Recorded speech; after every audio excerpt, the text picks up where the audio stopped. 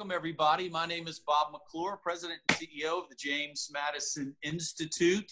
As many of our viewers and listeners know, we have started a series called Policy Gone Viral.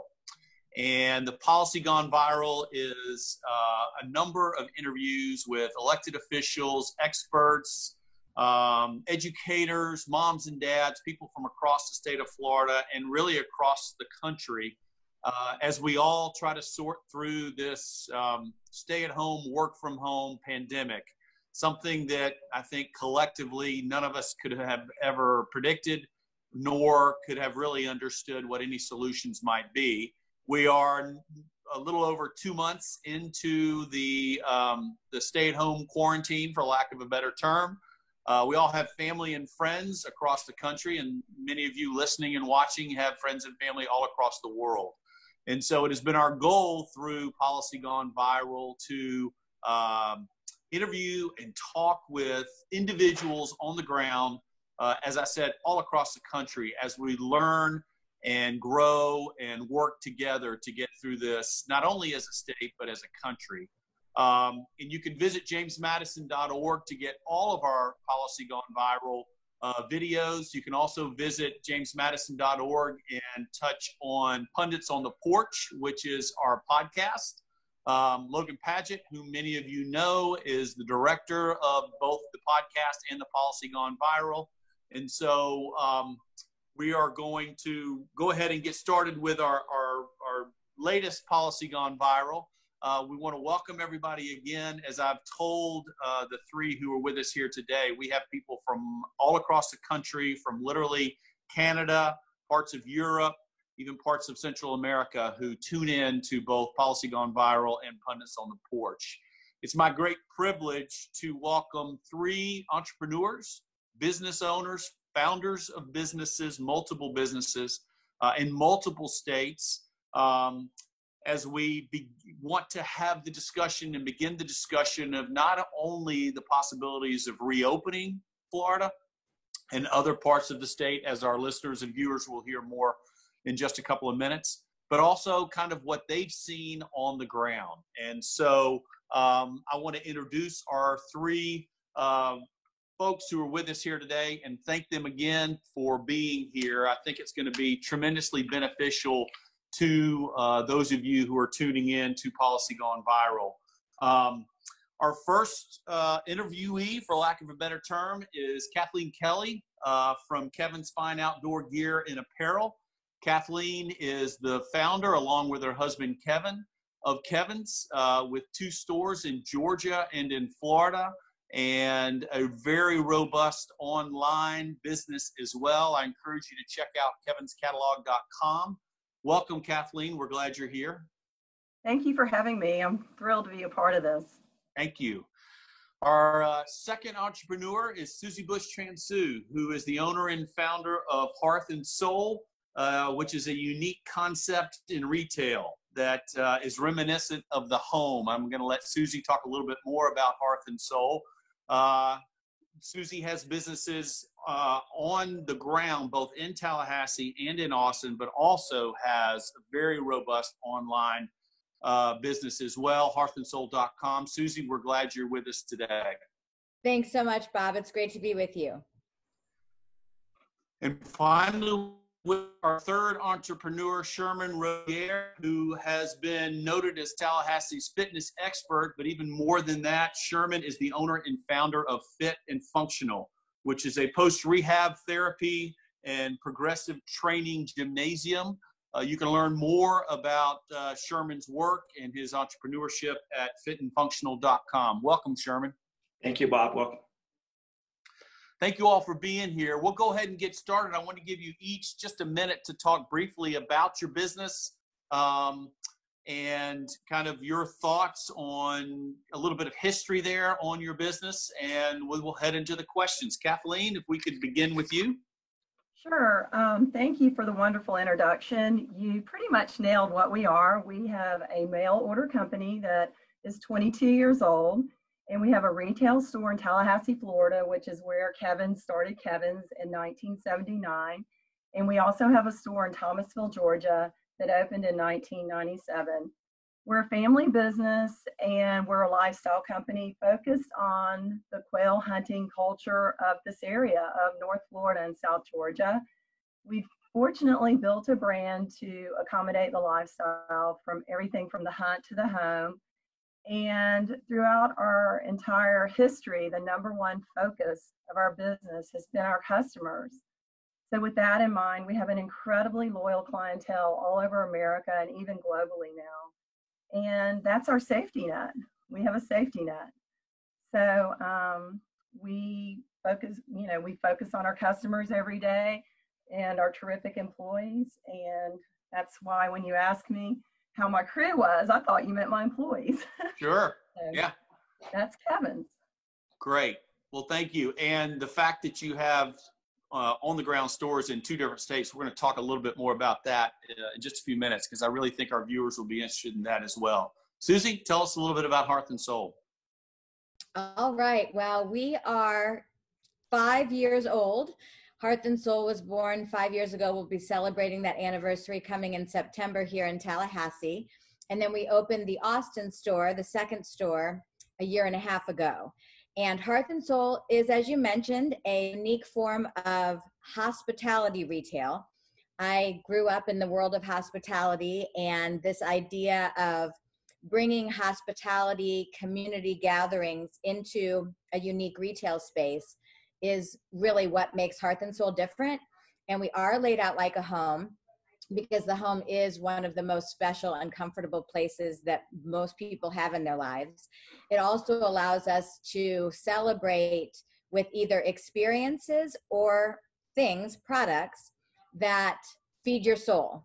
So the hearth side of Hearth and Soul is celebrating the home, and the soul side is bringing experiences and things to our friends that make them happy and bring fulfillment to life. So we have been so thrilled at the response, not only here in Tallahassee, but in Austin, Texas, to the uniqueness of what we're bringing to the community and how we really are a community connection place. And then we have increased our online presence, certainly during this time. Online was never our highest priority because, again, we're about the connections and the personal experience and interaction in the store. But during this time, it gave us that opportunity to expand to online presence. And our friends that live out of town are thrilled. So it's been a great development during this time. Great, great. Well, Sherman, welcome. Tell us a little bit about Fit and Functional. All right, thank you again. Gym. All right, thank you again, Bob. Fit and Functional has been in business for roughly 20 years now. I started it here in Tallahassee in 2000 after finishing school at FAMU. I now have 2 locations. We just opened a second location in the north side of town this past January.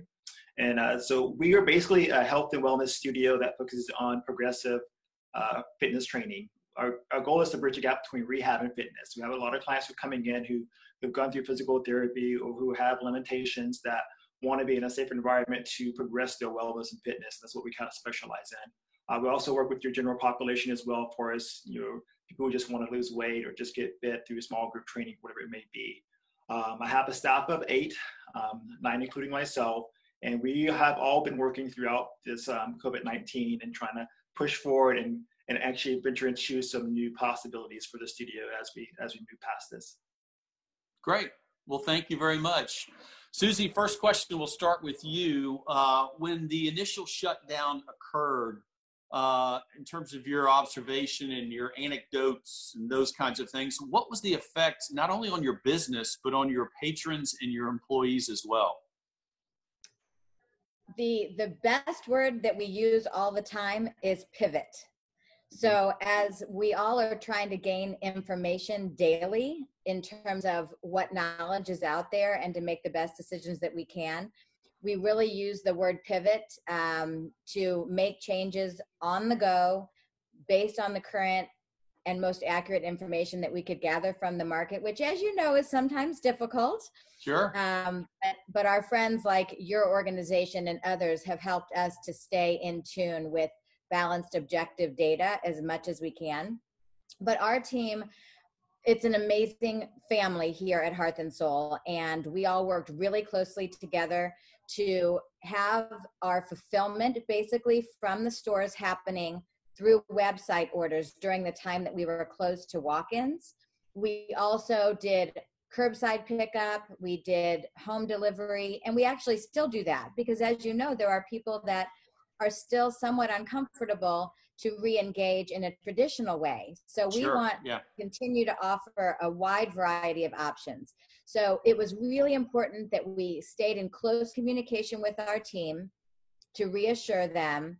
We did have to put some of our team members, our part-time team members, really on a kind of a temporary furlough kind of basis. And then we are continuing to work to bring them back as we can.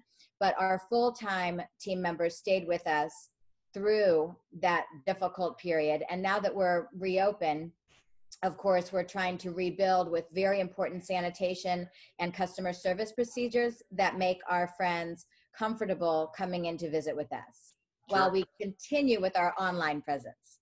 Right. Sherman, how did it affect your business, your patrons, particularly with the gymnasium and kind of the full contact that you had previous to the pandemic, and then also your employees as well? Okay. Well, before things became where we kind of had to limit access to the facility, we kind of started making steps towards being ready for that before it actually happened. So our goal was to move our clients to a virtual aspect and do remote sessions. We did have a handful of clients who chose not to come into the facility even before the order was issued to us to kind of shut down, basically. But our main goal was to pivot our clients towards doing virtual sessions, and I made a decision actually before the order came about. And so it was kind of a smooth transition. I've been working with some clients remotely prior to this, so it wasn't a new concept for us. We switched probably 60% of our clients to remote sessions during the course of the COVID-19. And we're still doing that, even though we're back open. We still have a good percentage still doing the remote sessions. Some of them actually prefer it because it's more convenient for them and it's a time saver for them as well. So with my clients, it's been kind of a shift. Some are still not so positive about coming back into the facility, and some are really ready to get back into the facility. So it kind of depends on their mindset, their nature of how they feel about the virus itself. But our goal is just to make them as comfortable as possible. So we take all steps to do that. For our sanitizing, wearing masks, our staff wear masks as clients come into the facility. We recommend that our clients coming in wear masks as well. It's at their discretion. We have masks on hand for them also. So we're trying to do our part to make them feel more comfortable while they're in the facility.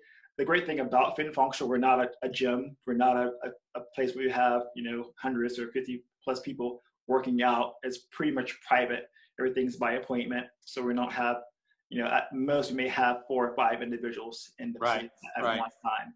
And we're a 4,200 square foot facility, so there's lots of space to move 5 or 6 people around, not being close to each other. Good. So that's a benefit for us as well. Good. Kathleen, you guys, as you talked about fine outdoor apparel and gear, how did you guys deal when the initial shutdown came about with your employees, your patrons, and your business? Well, interestingly, even though we've been around for 40 years and, I've only been involved 30, I was actually a little frightened, but I knew we could weather it like we have everything else. And you mentioned Georgia versus Florida. We did experience 2 completely different situations, which I'll address. But one of the challenges, believe it or not, was actually being classified as an essential business. And many people were like, you guys are so lucky. But, we really had to equip ourselves, but we didn't have a lot to equip ourselves with to be able to stay open during a pandemic. But anyway, we did, as Susie noted, we just grasped onto any scientific information we could find, epidemiologists, resources such as yourself, and we tried to just learn as much as we could. And a lot of our business timing or business planning actually went into learning about what we felt would be helpful to navigate our businesses. So in Tallahassee, Florida, we actually, prior to the pandemic becoming a thing, prior to shelter in place, we immediately began experiencing an increase in traffic and sales for that time of year. Usually March is our slowest month, and things pick up again after, April 15th. But anyway, with this in mind, we, started working on all the different CDC practices. We taped where people would stand in our stores.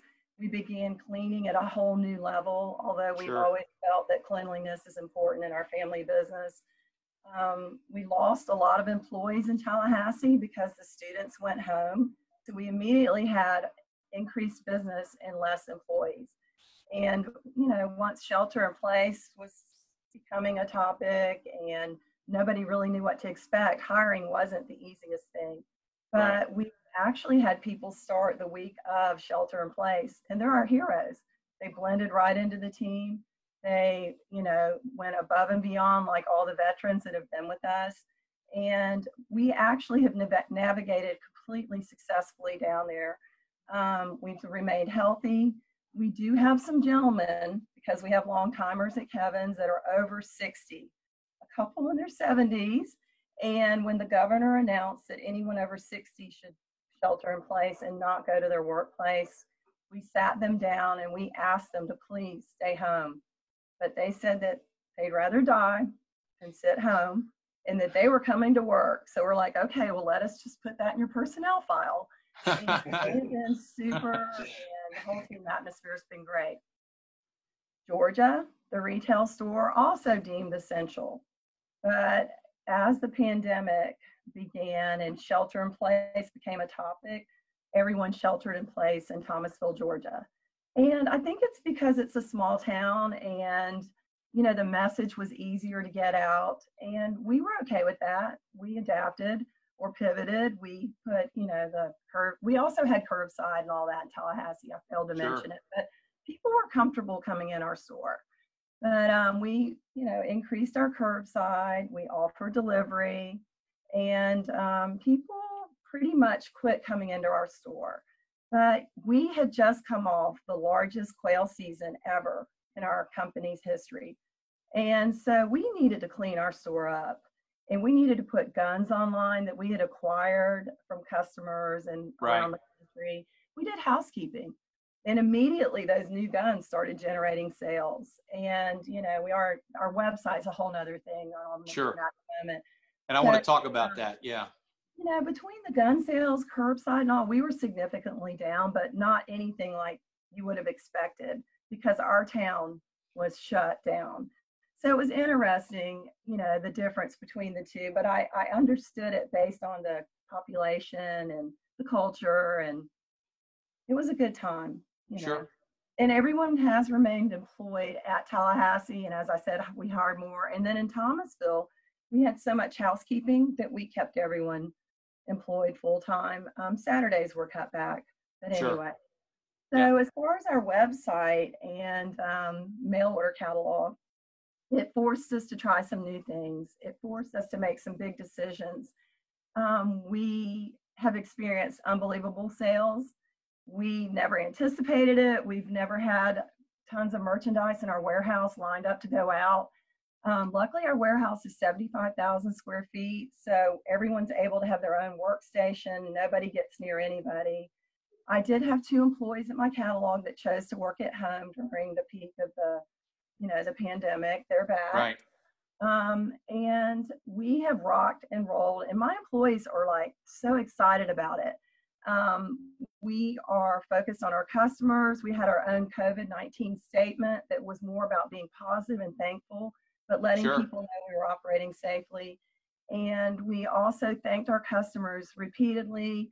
We did all kinds of new digital marketing, way more e-blast, and it's paid off. And we actually held a catalog. We did not mail our April catalog.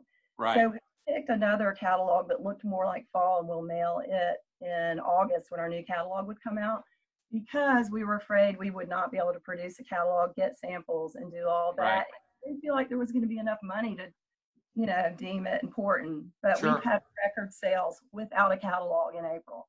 That's so great. It's been an amazing experience. Great. Sherman, as you talk about going online, and Susie used the word pivot, and I want to go to you and then to Susie. what have been the challenges in shifting your business model during the pandemic, kind of the pre-reopening, and how has it worked for you or not worked for you? What have you learned? Okay.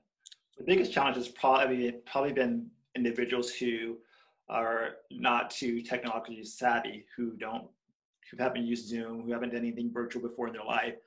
They were kind of resistant to doing something remotely, and not feeling that they would get the same type of workout or program at home remotely as they would inside the facility.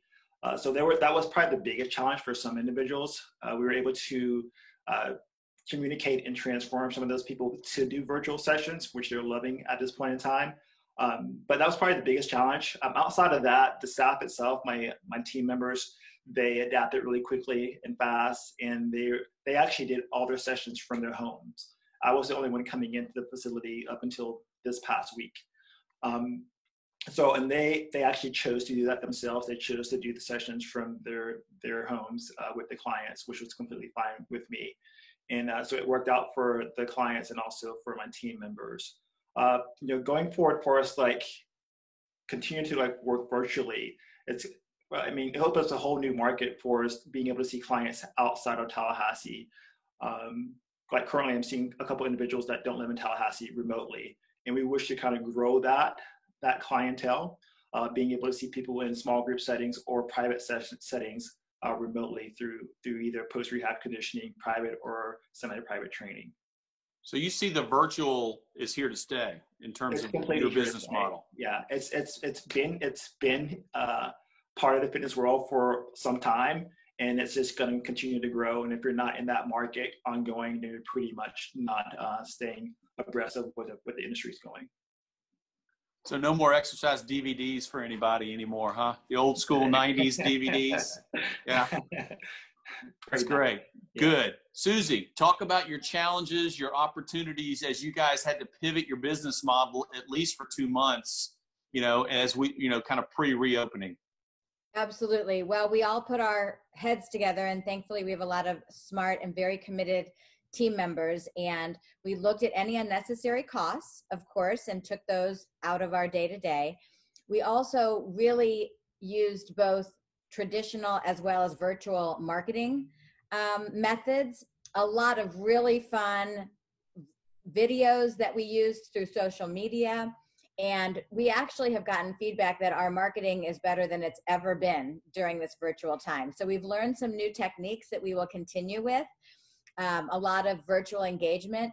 And because eventing and community connection is so important to us, we started virtual happy hours, trivia games. We are doing patio fitness classes, not only now that we're back open for those that want to come to our physical space, but we also will allow that to be virtually projected either through Zoom or through Instagram Live. So there are so many great tools that we really didn't use as much before that we are currently using to continue that engagement and that interaction.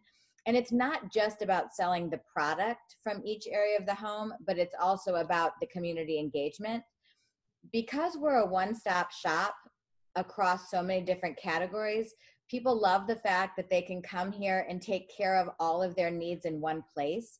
Right. They can take care of birthdays for mom, dad, brother, sister, friend, and they don't have to go to 3 or 4 different stores. And at a time when you're trying to minimize your movement, yeah, that becomes a real benefit. So that's something that sets us apart and has always been, one of our key points of difference.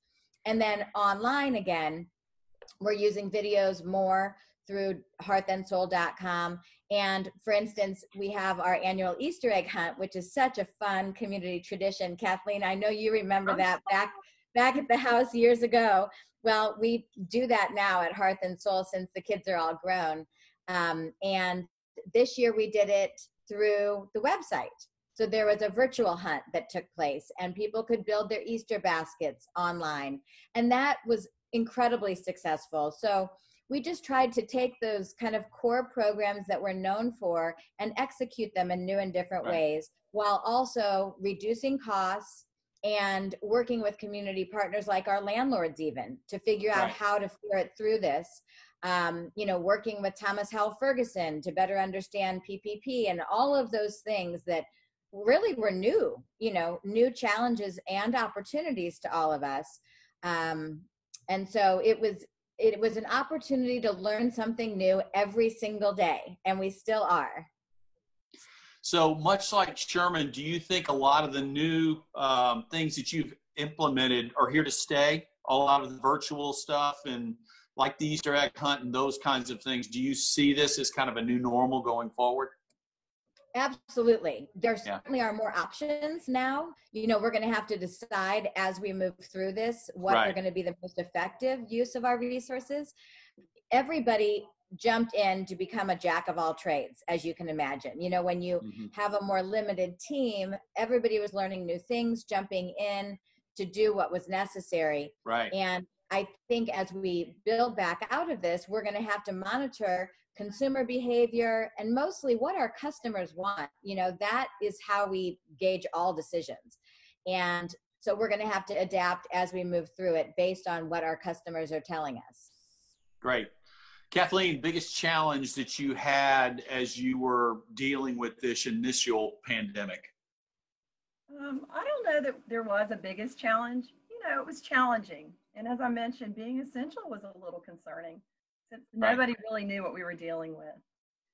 So every day, as Susie noted, we learned something new. We tried new things. As Sherman noted, being virtual and just really being able to reach out to our customers digitally. We tried so many new techniques, new ways of e-blasting.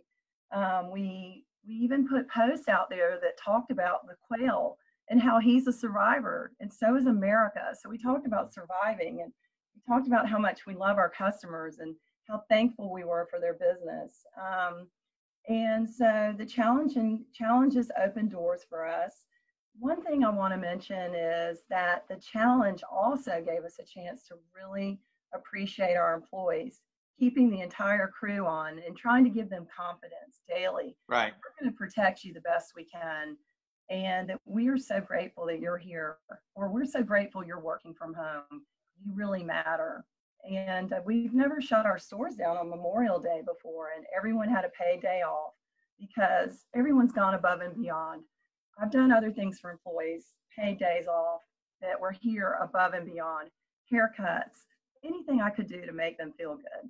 Because that, keeping employees during this time was truly an amazing challenge. Yeah. And I feel like we learned a lot about our relationship with them as well. Sure. Beyond what we already know, Right. That's wonderful. That's in every challenge, there's an opportunity, as JFK once said. So let me ask you this. Susie referenced PPP, and there are a lot of, pizza parlors and auto mechanic shops that are just kind of barely hanging on. Did you all, and Susie and Kathleen, have unique perspective doing work in two different states, but I guess Sherman, you would have a perspective as well now that you have clients across state lines. Did the local, state, or federal government help you guys? Did it hinder you guys, or was it kind of a benign commodity? It sounds like in talking with the three of you all, you may not have had to rely quite so much, but there were literally people just trying to keep the lights open. Or keep the lights on, and the doors open. Did you have any relationship or work with local, state, or the federal government, and how did that work out for you? Sherman, let's start with you. Yeah, Bob. So we received PPP. We work with the local bank here in town, TC Federal, which we bank at for our business, and that was a very easy process to get that funding, which is a big help for Fin Functional and for my team members. And we're just using that to supplement what we're currently coming in. And because we're not exactly sure how things are going to pan out from the rest of the summer. One of the biggest challenges was for us, like this time of year is usually a boom time for us. From March to May is our biggest spike in memberships and clients coming in, usually around 20%. So we missed that with the whole COVID-19 effect. So the PPP was a help for that, and also we got the state funding bridge loan, which was helpful as well. Good. Kathleen, how about you guys? Well, we also applied for the PPE through Thomasville National Bank, and the process was very seamless for us. And, basically, when you're in business, especially a small business, you can't rely on the government. But we are grateful for the funding. And, I would like to see the government getting behind our restaurants right now. I'm working with our city council because I really have seen some amazing opportunities with tents on streets and what have you.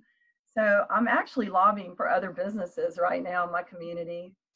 But, really, we didn't rely on the government, but we're thankful for the funding. And the process was seamless for you as well. Good. Susie, how about you guys? So we also, as an entrepreneurial business, really are grateful for the PPP funding so that we can continue to employ our team, especially during the shutdown time where we weren't allowing, traffic into the store. We're very grateful we're out of that now.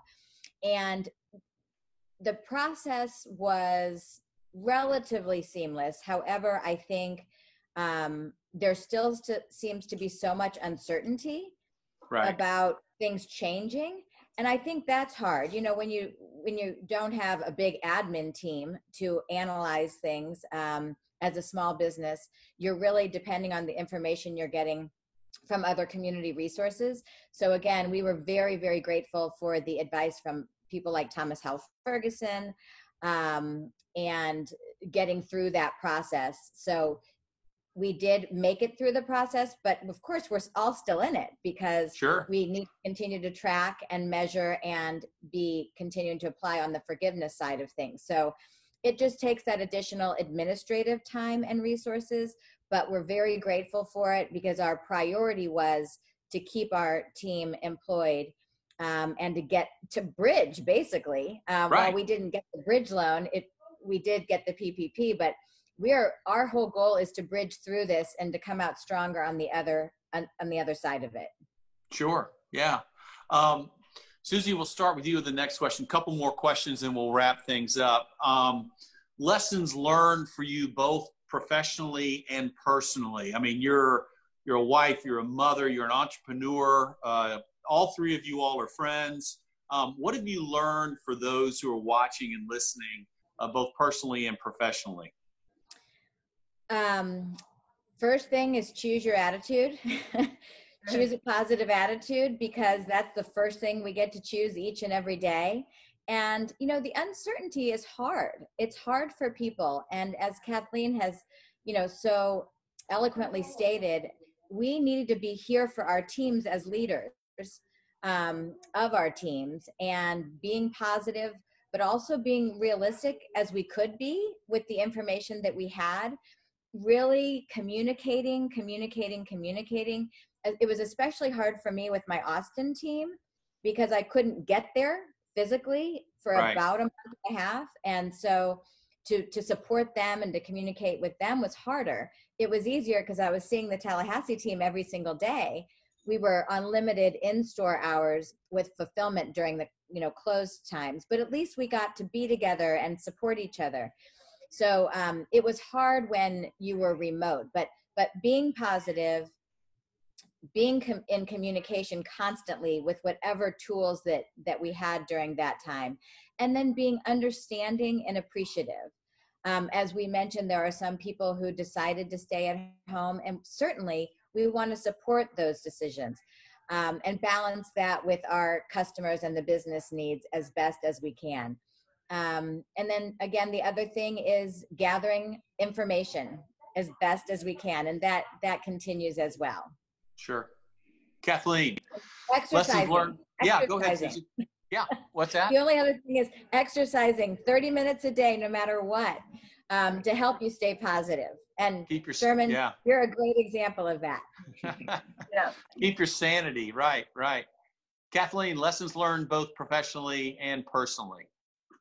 Well, always customers. That's got to be our number one focus. And even online, and I'm sure that Susie and Sherman have realized this, that you can have a personal relationship with your customers. So, that's something that's becoming more and more important to us. everyone that shops in our store and everyone that buys online every day gets a thank you note from me. And it's cheers, Kathleen, and it's dear Bob. It's not dear Mr. Smith. The other thing is technology. Gotta keep that technology strong and take advantage of all the new opportunities out there, because in the past, we worked for technology, but today technology works for us, and there's a lot of easy ways to take advantage of that. And the other thing that I think is super important is what Susie said, strong communications within your organization. And always remember to give the love back to your employees and give them confidence and let them know that you really are committed to them. We've learned that it's so important to keep our stores cleaner and safer than we ever did. And I guess the biggest thing we've learned is, and I forgot to mention this in my challenges, is being reliant. You've got to be reliant on yourself. A lot of my vendors are closed now. And I just got a huge order the other day, and there's people finding ways to make stuff for me because of our reputation in our past. But if we didn't have our brand, whatever you can do to build your own products or to private label, whatever you can do to make yourself self-sufficient, because there's companies like Patagonia right now where they laid off the entire wholesale office, and they've told us we don't know if there will be a spring collection. So we are going to be responsible for having the inventory. And so, being self-reliant is that entrepreneurial spirit. Yeah, that's great. It's that entrepreneurial spirit. Yeah. Sherman, lessons learned both professionally and personally. Okay. Well, I agree with both Susie, Kathleen, and what they've said completely. For me, it's not my first time going through a challenging time, like through 2008 and 9. When the whole economic turn happened. I had just opened up a second location at that point in time as well. So that was even more of a challenge then than it is for me currently. But for me, it's to always know that there's no guarantees, anything that you do. Well, the one guarantee that you can't have is you're guaranteeing yourself. And then hopefully the ones that are around you to help support what you're doing. So that's the biggest thing for myself, is always having faith in what our mission is and faith in myself, as far as to carry out the mission that we have for us, serving health and wellness to the community to the best degree as possible. So that's always our goal and my goal for Fit and Functional. And going forward, it's just being able to look where things are turning and heading, and be ready for those turns to serve in those different realms, as far as being in the online community. And then, keeping relationships with our members and clients, checking in on them. We call the clients that weren't coming in at the time, and to see how they were doing, just to see, if they're actually getting out and doing what they need to do for us, maintaining their health and wellness, not just sitting at home, not doing anything, because we don't want them coming back, starting all over again as well. So for me, it's just, it's not a new experience of dealing with challenges. It's just knowing that, all right, you take the situation at hand, you look at what you have around you to push forward, and you come up with ways that you can to advance what you're currently doing, so you come out better in the long run. So that's terrific. Last question. I want to make a quick observation. What I keep seeing and hearing from the three of you is everything's relational, everything's personal, it's reliability. It's, meeting the needs of not only your clients and your customers, but your employees, staying healthy, right? Susie did 30 minutes a day. All of those kinds of things. It's kind of the how-to run a very successful business, which I think is really interesting contrast to kind of, if you consume kind of the media and kind of the hysteria of, whoever won the day, the horse race of the day. What I'm hearing from the three of you all is something very personal, very relevant, and in terms of your being on the ground. You're dealing with people on a moment by moment basis. And I think that's a really interesting contrast to what we see kind of on the news, which every day is a horse race. Any thoughts on that before we close things out? Well, is it just open floor, open? Who are you? Yeah. I have one more question. We'll wrap it up, but you're welcome to say whatever you want, Kathleen. Well, I was just going to say that, you know, we always need to plan for emergencies. And even during a strong economy, we had challenges. We couldn't find employees. I mean, you know, we're always going to be faced with challenges. And the biggest surprise of all this is that we're finding out that we can be safe and we can do business. And we're also finding out that there's a lot of money in our economy. We're not going into the Great Depression. Right. And we need to all tap into that. And that's encouraging. And the last thing I'd say is that I'm so glad I could be here today, because I'm trying to give as much confidence to consumers and businesses as I can, because I'm really proud of what Kevin's has done. That's terrific. And if people want to learn more about Kevin's, tell them exactly where they can go, Kathleen. Well, visit us at kevinscatalog.com and definitely check out our social media at Instagram and Facebook and Twitter. Great. Sherman, any final words from you? Well, I thank you again for having me on. I've truly enjoyed the time with each of you. Finally, I mean, just saying that the experience of like life itself and being an entrepreneur, there's always going to be certain challenges that we're going to come upon. Is that in entrepreneurial spirit, self-drive, and passion that gets us through to the next level. There's always ways to be innovative when there are certain things that kind of present hurdles for you. So it's ways to get around those hurdles, to get over them, to move forward. And that's what I may say to any other business owner, entrepreneur out there, is to look at a way to get around what's going on and look at what's ahead for yourself. Great. And where can our viewers learn more about Fit and Functional? At fitandfunctional.com, and also online at Instagram and Facebook, Fit and Functional. Great. Great. Finally, Susie, any final thoughts or words from you as we close out this terrific interview? I just want to thank everybody in Tallahassee, in Austin, and in communities at large for supporting local businesses, for supporting Hearth and Soul, and wish everybody well. And also, I want to commend all the partnerships that are happening among businesses in the community, even you reaching out to us to have us share our story, just to get the word out there that we are open and we're here for you.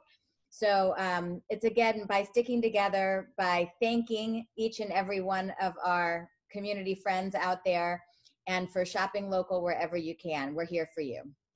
Great, Susie. And give our viewers your website again to learn more. So it's hearthandsoul.com is the website. And then we have Instagram, Hearth Soul TLH, and Hearth Soul ATX. And then we are on Market Street here in Tallahassee and on Exposition Boulevard in Austin. Great. Well, I can personally vouch for all three of you all in the services and the great work you do. So thank you all again for being here today. Thank you. Thank you so much. Stay well, y'all. You too. Thanks, guys. Thank you very much. Thank you. Thank you.